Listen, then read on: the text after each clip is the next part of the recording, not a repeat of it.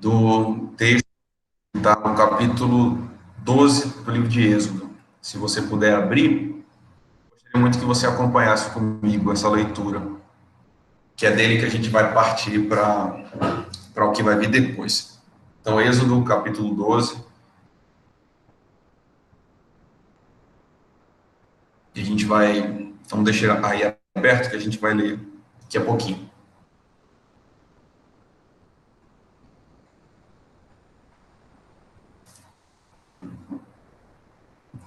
Antes que a gente leia, a gente está diante agora do episódio mais importante da fé judaica. Deus está fundando um povo no livro de Êxodo.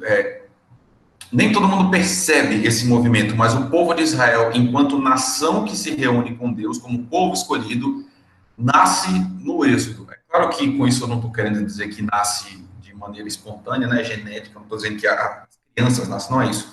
Mas o que eu estou dizendo é que a noção de que Deus tem um povo nasce no Êxodo com esse episódio tão gritante, tão marcante de libertação.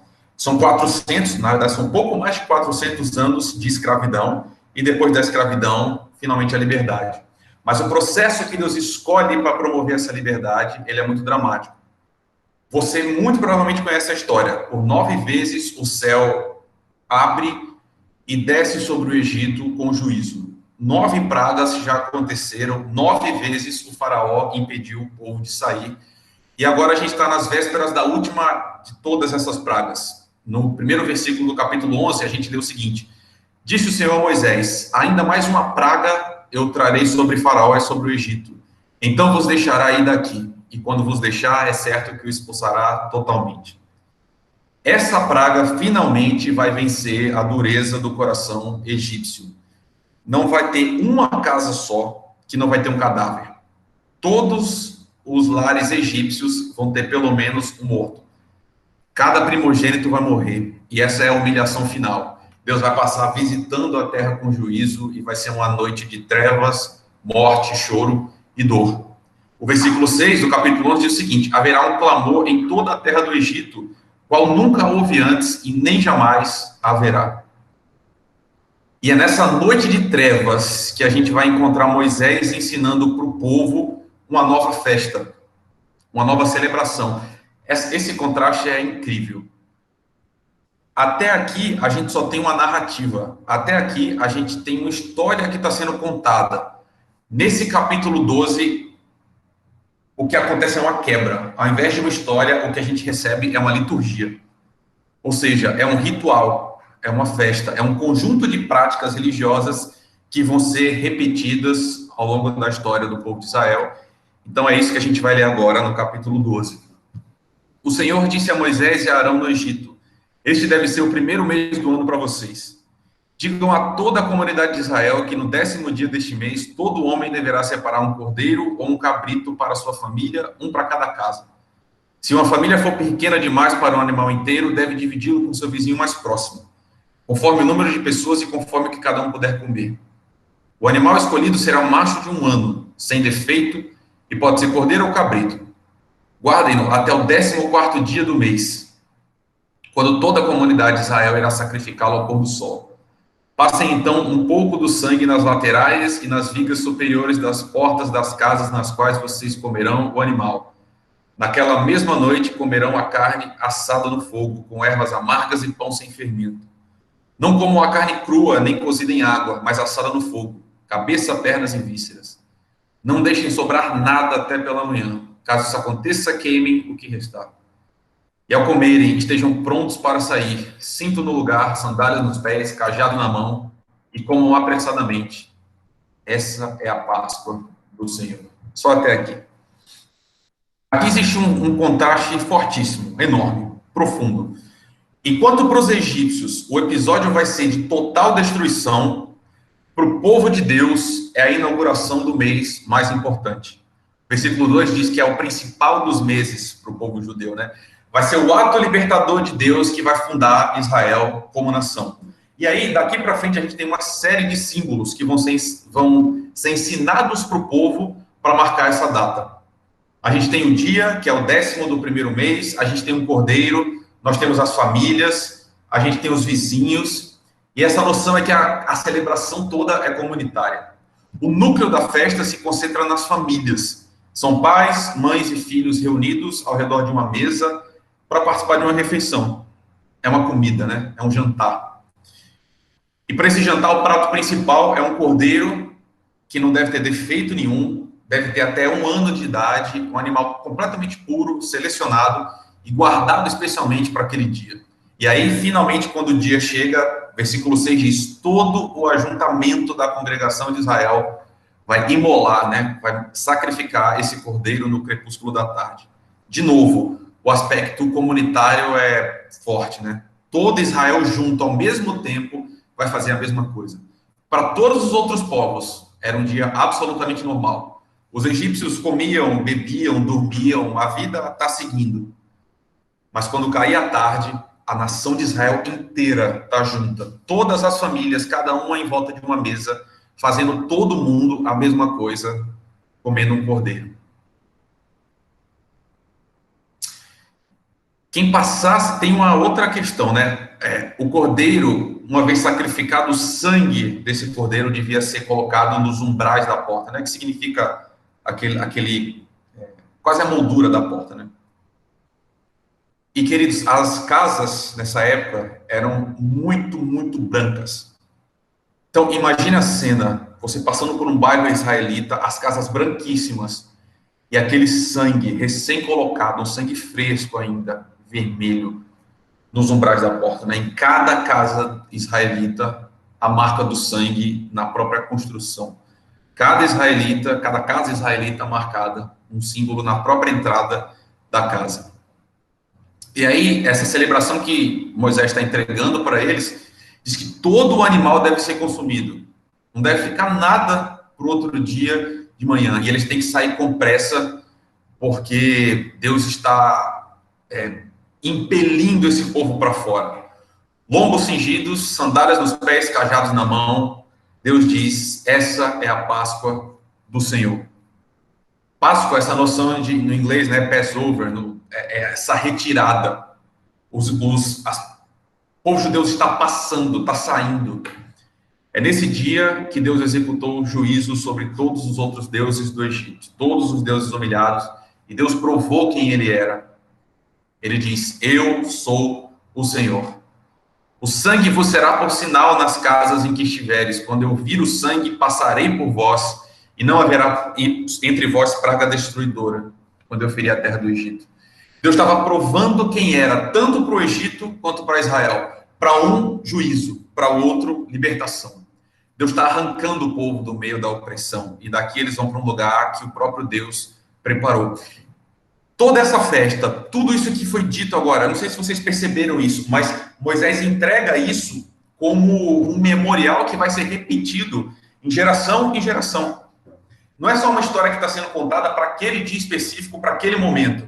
O que Moisés está dizendo é: isso aqui que eu estou entregando para vocês tem que ser repetido ao longo de gerações e gerações. Aqui a gente tem uma quebra no livro. Os primeiros 11 capítulos, uma história sendo contada. Do 13 para frente, uma história vai ser contada. No 12 a gente tem uma liturgia, a gente tem uma festa. Por isso que no versículo 21, Moisés chama todos os anciãos e passa todas essas ordens para eles. E ele fala o seguinte: fiquem todos em casa, dentro de casa, porque é nessa noite que Deus vai passar matando os egípcios. Essa vai ser a noite da matança. O Senhor vem e ele vem para ferir, mas os israelitas não. Os israelitas estão cada um nas suas casas, protegidos. Essa matança vai ocorrer em toda a nação. O destruidor está executando o juízo. Mas Deus diz: vocês não. Vocês eu vou guardar, vou proteger. E aí Moisés ordena para o povo: guardem isso como estatuto perpétuo para sempre, para vós e para os vossos filhos. Para sempre isso deveria ser repetido. Enquanto existisse o povo, essa noite tinha que ser celebrada, né? E tudo isso porque o povo tem um péssimo hábito de esquecer, queridos. O esquecimento é um pecado terrível. Uma vez que eles estavam libertos do mal, o povo se acostumava a essa nova vida e esqueciam do que tinha acontecido. Enquanto eles estavam vivendo, eles tinham uma sensação que eles sempre tiveram a liberdade. Estou falando muito tempo depois, né? Então, essa Páscoa vem, esse rito vem para que cada ano eles lembrassem uma rememoração contínua, um memorial eterno, para que o povo sempre tivesse diante de si a lembrança da escravidão. Que eles lembrassem sempre, um dia a gente foi preso, um dia a gente estava sem Deus, mas Deus poderosamente veio na nossa libertação. Diz os versículos 25 a 27. E uma vez dentro da terra que o Senhor vos dará, como tem dito, observai este rito. Quando vossos filhos vos perguntarem que rito é esse, respondereis, é o sacrifício da Páscoa do Senhor que passou por cima das casas dos filhos de Israel no Egito. Não é só para o povo lembrar, mas essa festa serve também para que as próximas gerações aprendam de onde eles vêm, aprendam que eles não foram sempre livres, aprendam que houve um Deus que o resgatou. Essa é a Páscoa, queridos. Essa é a salvação que Deus deu. Mas sabe qual é o problema? O povo esqueceu muito rápido. Muito rápido. Em pouquíssimo tempo, eles esqueceram essa salvação poderosa de Deus, eles esqueceram quem Deus era e viraram as costas para Yahvé. E aí foram viver da forma que eles mesmos achavam certo, né? Porém, sempre houve aqueles que lembraram, sempre houve os que guardassem, sempre de tempos em tempos houve o remanescente que nunca esqueceu, que sempre se juntou para dar graças, que sempre se juntou para repetir essa história, e especialmente a gente vê um judeu em Belém que lembrava dessa tradição. Numa noite muito parecida com essa que a gente está experimentando agora, ele se reuniu com seus discípulos para celebrar essa exata mesma Páscoa, igualzinha. A última noite de Jesus na Terra começou com a Páscoa. Naquela noite fatídica, terrível, tenebrosa, Jesus estava à mesa com seus discípulos e ele estava relembrando com eles que quem salva é Deus, celebrando essa graça maravilhosa de Deus. E aí eu vou ler para vocês uma passagem maravilhosa em que ele ressignifica a Páscoa inteira. Diz Lucas: chegando a hora, pôs-se Jesus à mesa e com ele os apóstolos, e disse-lhes: tenho desejado ansiosamente comer convosco essa Páscoa antes do meu sofrimento, pois vos digo que nunca mais a comereis até que ela se cumpra no reino de Deus.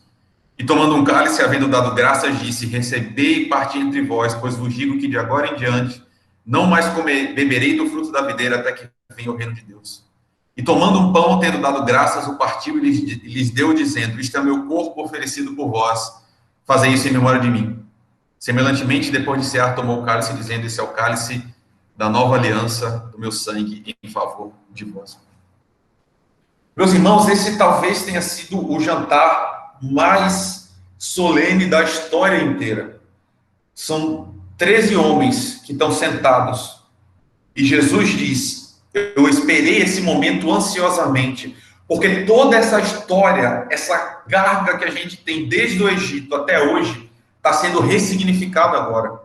Está surgindo uma nova aliança, e essa nova aliança é a aliança do meu sangue. O que Jesus mostra para aqueles homens é o cordeiro puro, lá de trás, prometido. Na verdade, está aqui nessa mesa junto com vocês. E o que é incrível é que Jesus disse: eu vou comer essa Páscoa com vocês hoje. Não vou participar mais dela, até que ela se cumpra no reino de Deus. Meu irmão, minha irmã, o que Jesus está ensinando para a gente é: a gente tem uma nova aliança no cálice e no pão. Mas ainda a Páscoa está vindo. A Páscoa já aconteceu, mas num sentido muito real, ela ainda está vindo.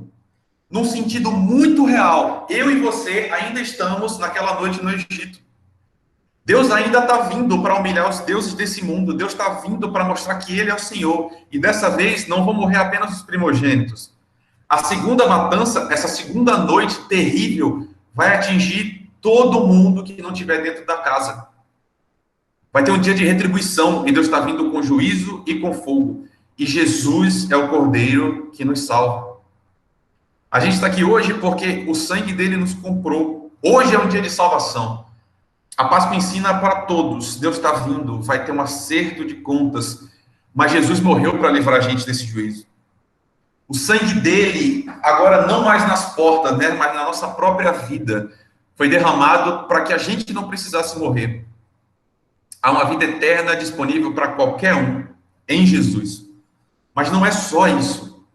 A Páscoa tem duas dimensões para quem já foi alcançado, para mim e para você que já conhecemos Jesus. A gente também come essa Páscoa antes da salvação. O povo de Israel comeu a Páscoa antes que eles de fato saíssem do Egito. Antes de ser efetivamente salvos por Deus, eles comeram a Páscoa. E a gente faz a mesma coisa. Claro que nós já fomos salvos em Jesus, mas a gente ainda aguarda uma expectativa do cumprimento final dessa salvação. O reino ainda não veio na plenitude e a nossa salvação também não veio. Um dia a morte vai ser tragada pela vitória e o Senhor vai vir nas nuvens em glória e todo olho verá. E o sol vai raiar. Então, enquanto a gente está aqui, a gente está comemorando e a gente está celebrando essa Páscoa até que ela se cumpra no reino de Deus. A gente ouviu uma música no começo que lembra Isaías 53, que diz exatamente a mesma coisa. Esse cordeiro, ele já foi anunciado muito e muito tempo antes. Diz o texto: quem creu em nossa mensagem e a quem foi revelado o braço do Senhor? Ele cresceu diante dele como um broto tenro e como raiz saída de uma terra seca. Ele não tinha qualquer beleza ou majestade que nos atraísse. Nada havia em sua aparência para que o desejássemos. Foi desprezado e rejeitado pelos homens, um homem de dores e experimentado no sofrimento. Como alguém de quem os homens escondem o rosto, foi desprezado e nós não tínhamos em estima. Certamente ele tomou sobre si as nossas enfermidades, sobre si levou as nossas doenças. Contudo, nós o consideramos castigado por Deus e por Deus atingido e afligido. Mas ele foi transpassado por causa das nossas transgressões e foi esmagado por causa das nossas iniquidades. O castigo que nos traz a paz estava sobre ele, e pelas suas feridas nós somos curados. Todos nós, como ovelhas, nos desviamos, cada um de nós se voltou para o seu próprio caminho. E o Senhor fez cair sobre ele a iniquidade de todos nós. A gente está diante de novo dessa Páscoa. A gente já está vivendo esse ponto da história em que a gente não alcançou a salvação plena. Mas houve um homem em Nazaré que morreu por você. Da mesma forma como precisou um cordeiro morrer para que a família judaica fosse liberta, para que na hora da morte eles não tivessem que morrer também, o homem foi morto no seu lugar e no meu lugar. A Páscoa não tem nada de doce, queridos, a não ser essa expectativa gloriosa em que a gente vai participar do banquete, aí sim, que vai ser o maior da história do mundo, que é o que a gente vai celebrar com ele no futuro. Mas desse lado aqui, a Páscoa serve para lembrar a gente que o preço foi muito caro. A graça, ela é de graça para a gente que recebe, mas ela custou muito caro para quem nos entrega de graça. Jesus Cristo precisou morrer, e morreu por mim, e morreu por você. E eu não quero terminar essa palavra relembrando só uma história abstrata, distante de você. Eu quero dizer para você especificamente, você que está me ouvindo, Jesus morreu por você, no seu lugar, por causa dessa vida que você leva, por causa dos pecados que você ainda comete. Jesus morreu. E ele morreu porque te ama. Isso é incrível. Não é para colocar um peso no seu coração, mas é para te mostrar o tamanho do amor que caiu sobre você naquele dia que Jesus Cristo decidiu tomar seu lugar. E aí Paulo fala, e eu falo junto com ele, né? O amor de Deus me constrange. Me constrange. A minha vida agora é para responder a esse amor que me amou de graça. Quando eu não merecia, quando eu era inimigo de Deus, quando eu zombava, quando eu queria viver da minha própria forma, Jesus escolheu me amar de graça. Essa celebração me lembra disso. Me lembra que um dia eu estava no Egito. Me lembra que um dia eu era escravo. Jesus veio e me libertou. E essa salvação, essa libertação um dia vai ser total e completa. E a gente celebra a Páscoa, lembrando disso e esperando essa festa que ainda vai vir. Que Deus te abençoe, meu irmão, minha irmã. Se você ainda não abraçou esse Cordeiro, Jesus Cristo é a resposta para a sua vida. É a resposta para todos os seus problemas. Todos. A felicidade completa está em Jesus Cristo. Se você sente que tem um vazio dentro de você, que nada preenche, eu lhe garanto, Jesus Cristo é a resposta para você, porque ele foi a resposta para mim, como ele foi a resposta para vários que estão aqui com a gente hoje. Deus abençoe seu coração, que é isso. Que Deus abençoe essa OMP. Deus abençoe a igreja de vocês. Que Deus te faça um seguidor, uma seguidora de Jesus cada vez mais.